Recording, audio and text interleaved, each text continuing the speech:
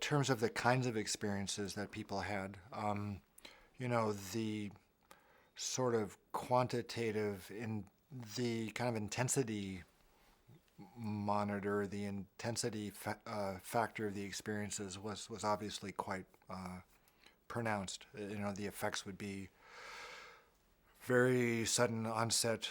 People described it as being shot out of a nuclear cannon or being at ground zero, those sorts of things. Just the being obliterated in a ball of light and sound. And then depending on the particular trip, the particular dose, let's say, in which case it was not quite as intense, but the time course was similar. I kind of categorized people's experiences in terms of them being kind of personal experiences, ones that, even though we weren't doing psychotherapy with people, people have problems and conflicts. And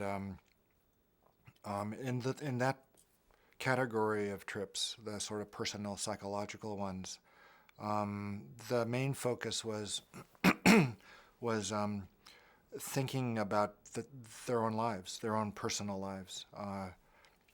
For example, some trauma they may have experienced, they could feel that more acutely and let go into it in a way they hadn't before, and sort of work it through, kind of work out those knots, as it were, in their body and their minds. Some people had issues that came up sort of symbolically about their relationships that were troubled, and they saw some of those dynamics a bit more clearly and felt them a little more deeply. And those kind of experiences are a little more common at the lower doses, the zero point 0.1 and the zero point 0.2. But even for some people, that was the predominant content was more personal psychological stuff that they had to work through first.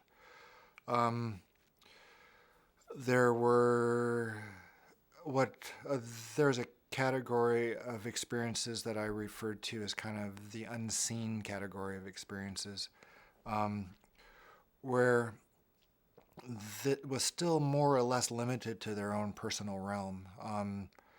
They were able to see sort of the inner workings of their bodies or of reality in a certain way. They had, visual images of DNA, of how their cellular work, their cellular makeup operated. Sort of. Well, anyway, okay. Yeah, and there were a number of people who had mystical and near-death experiences as well. Ones that I kind of referred to as sort of transpersonal sorts of experiences.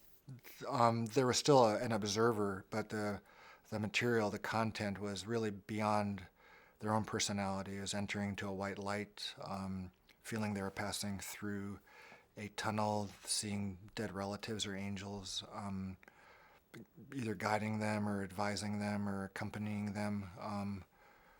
And it was those types of experiences, actually, that, based on some of my reading and theorizing before I began with this study, that I thought would be both relatively common and fairly gratifying for both me and the volunteers.